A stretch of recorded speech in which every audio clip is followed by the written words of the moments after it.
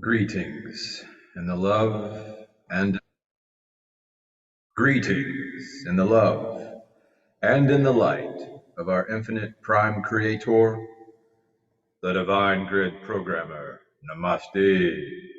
Namaskaram. So I'm sharing the screen of a posting that was made here on Facebook among one of the people on my friends list.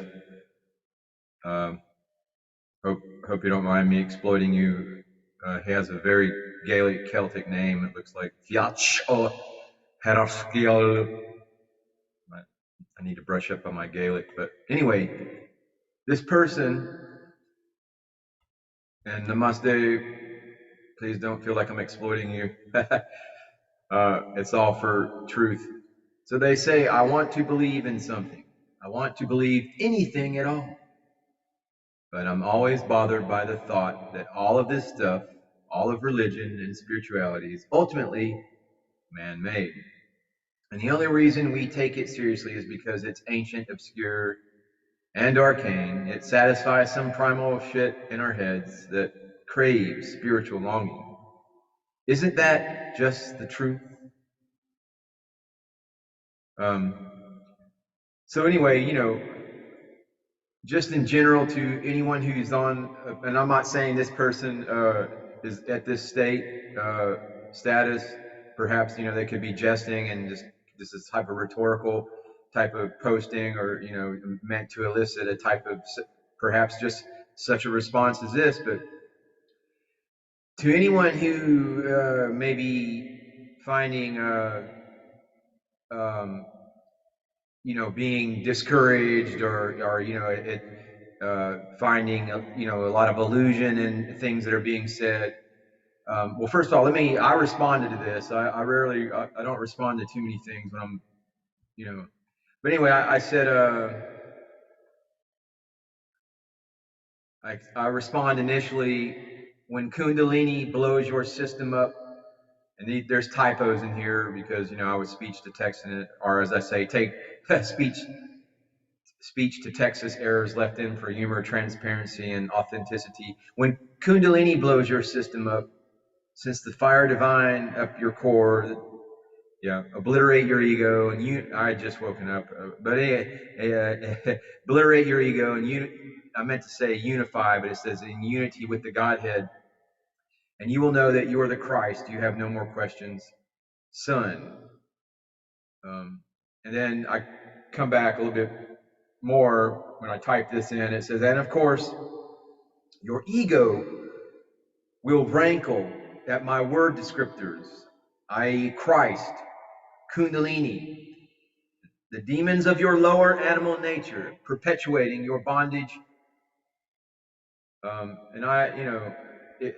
And I'm saying this in general to people, but, your lifestyle, I'm not one to talk. Well, I'm a teetotaler now. I'm totally sober and clean, and I've been that way for a couple of years now. But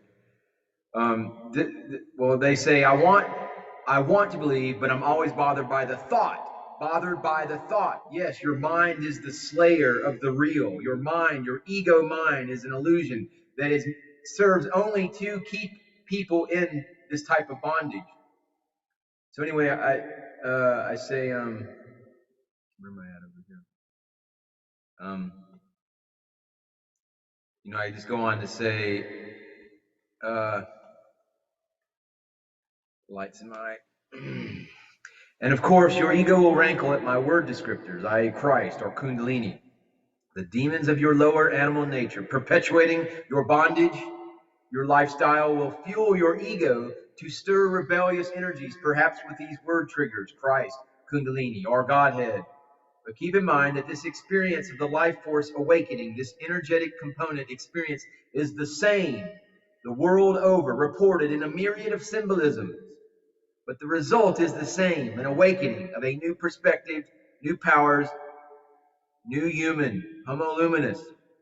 The Hindus are the purest source, referring to this type of energy enhancement or awakening.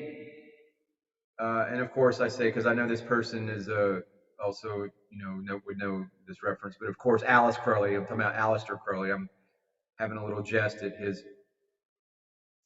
Anyway, Alice Crowley repackaged, rebranded this experience with the abyss, the crossing of the abyss, the holy guardian angel, and all that jazz.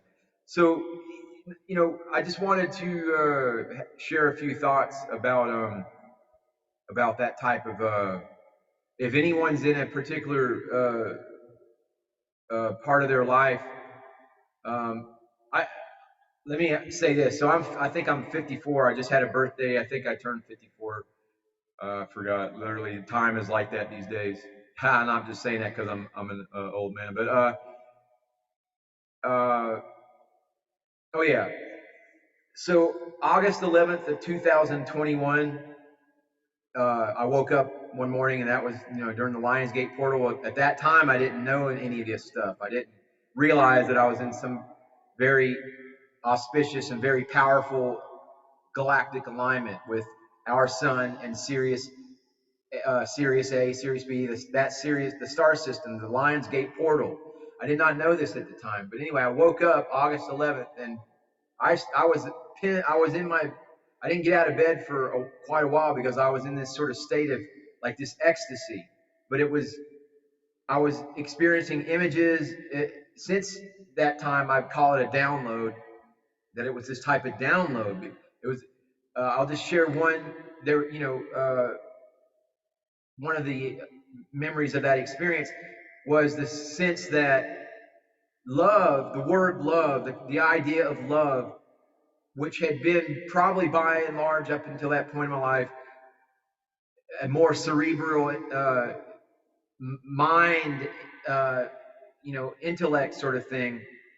But it was being shown to me as the actual concept. Of course, I understand that that was the beginning of the activation of my full activation of my heart chakra and receiving the energies of the fourth ray, which the heart chakra is the gateway between your lower, your lower animal or your lower physical energies and those chakras. The heart chakra is the gateway. So the heart chakra opening and the receiving the energies of the fourth ray and the time of the galactic portal, the Lionsgate portal, started me, which culminated on September 24th of 2021, which was a full Kundalini awakening. Like the power that coursed through me, the experiences. I mean, I've made videos about it. I don't want to necessarily go into all that. But my point with sharing that is it wasn't until, my mid or early 50s that this grand sort of reset for me, reorientation, happened. And, of course, I, had known about yoga and things like Kriya Yoga and practice yoga and Bikram yoga. I was a black belt in martial arts and all this other stuff, and lifelong reader and an armchair ceremonial magician, kind of, all this stuff. But more so just kind of still caught in the matrix and drifting along and getting along. But that, I think there were probably, I was on that path, but like something in the heavens and the alignments of the galaxy, it was my time. And that's something you'll see with a lot of these types of explanations of Kundalini awakenings, is there is a component that it's your time. It's not necessarily you've chosen it or you set yourself in that course of action. It all of the divine timing occurs, and it's your time. So that being said, your whole life, like there's a Hindu term called SATSANGH, and this isn't like some other religion or like a spiritual club. It's your whole life should become SATSANGH, and it's Sat in Sanskrit means truth, and Sangha means to be in communion. So in other words, it's a way of being in touch with the truth, your whole life path. And that person, I know they mentioned, at the end of their posting, like, isn't truth really what is all required for this, all these different spiritual systems and whatnot? But truth, but satsanga, your whole life is satsanga, is your meeting place or your club, your personal. I mean, well, you know, satsang is not a meeting place for people. It's not like a club or association, and um, you know, there's not like a drinking club or a gambling club and all that kind of, or you know, but it's a deeper thing, and that's what for me. I can say that for sure, even though my life had gone many different ways, and I had been engaged in many different types of activities that from the outside people would say, well, that guy's not on the path to try to be a saint or a spiritual awakening for sure. You know, in fact, it looks like he's doing the opposite of trying to. But no, my heart was always questing. My heart was always open. And when the Lion's Gate energies of the fourth ray hit it, bam, and so my life completely changed at September 24th of 2021. Completely changed. And to anyone who's perhaps having doubts about their path or you know, just hang in there. Get you a nice cup of Folgers coffee, instant and adequately heated, and buckle up, Buttercup, because it's a ride, you know.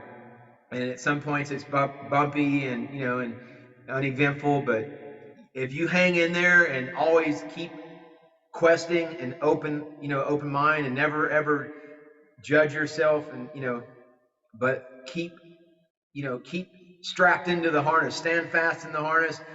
And I consider Sadhguru my guru, because that's literally was his mantras and the singing from the Isha music people, the mantras of Shiva, Om Shiva, Om Namah Shivaya mantra, uh, directly I know was responsible for the inner engineering and the explosion of that energy, that Kundalini energy that completely reset me. And there was other things. There's, you know, I have a ceremonial magic background with Ordo Templar Orientalis, and so you know there was the Guardian of the Threshold, and all this stuff that I understand that I went through, but anyway, suffice to say, we are all constructed with our DNA, 12 strands of our DNA, and that's another way to look at all this. If you're, you know, more scientifically minded, is understanding as the fusing back together of the 12 strands of DNA. You know, we've been operating only on 2. 10 strands were disconnected for, you know, the negative alien agenda and blah blah blah and all that, but simply hang in there. And I mentioned Sadhguru because he says, you know, yeah, if you're going through something and your mind just can't, if it's just, man, it's just wild, and you just put the pedal to the metal. Sadhguru he's a big motorcycle rider. You know, he rides his motorcycle everywhere, and that's, you know, he uses those you know, metaphors and euphemisms, what have you. But throttle it down and just barrel through. But always keep in mind that there is a point of elevation in your destination. Yeah, there is a point of elevation in your destination, and the journey to your destination, which never ends. Life never ends. It is all God. It is all consciousness. So just, man, have faith. Keep the faith, and hit that subscribe button. Namaste. Namaskaram.